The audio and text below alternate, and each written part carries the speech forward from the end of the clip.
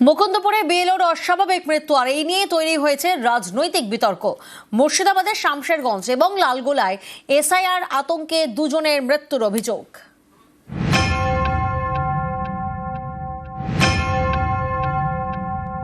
প্রেশারও নিতে পারিনি আমি, ওদের কি জানে এসডিও নেই আরো সবাইকে বলেছি।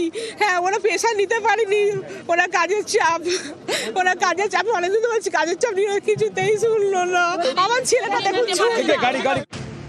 অশোক দাস মুকুন্দপুরের বাসিন্দা, দক্ষিণ 24 পরগনার জয়নগরের স্কুল শিক্ষক।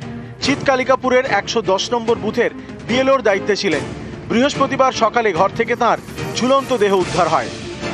প্রেশারও নিতে পারিনি আমি, ওদের কি জানে এসডিও নেই আরো সবাইকে বলেছি। হ্যাঁ, ওরা প্রেশার নিতে পারিনি, ওরা কাজের চাপ অনেকদিন বলছি কাজের চাপ নিয়ে কিছুতেই শুনলো না। আমার ছেলেটা দেখুন। অভিযোগ জানিয়েছেন স্বয়ং বিএলও স্ত্রী।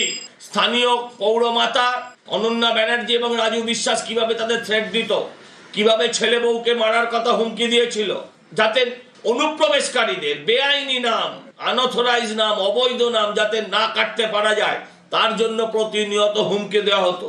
সেই হুমকি সহ্য করতে না পেরে ফাইনালি আত্মহত্যা করলেন। এটা আত্মহত্যা নয়, এটা হত্যা। এসআইআর এর বলি তো প্রথম অশোক দাস হলেন না, এর আগেও তো আপনারা দেখেছেন পশ্চিমবঙ্গ জুড়ে কতজন মানুষ এরকম বলি হয়েছে।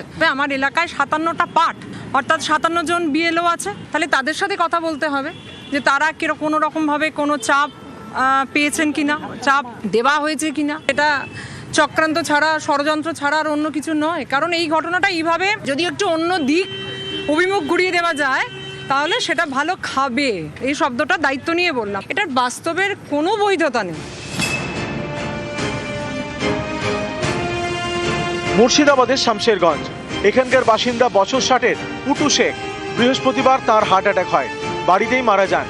পরিবারের দাবি বুধবার তিনি এসআইআর শুনানিতে যান, তারপর থেকে চিন্তায় ছিলেন, তার জেরেই মৃত্যু।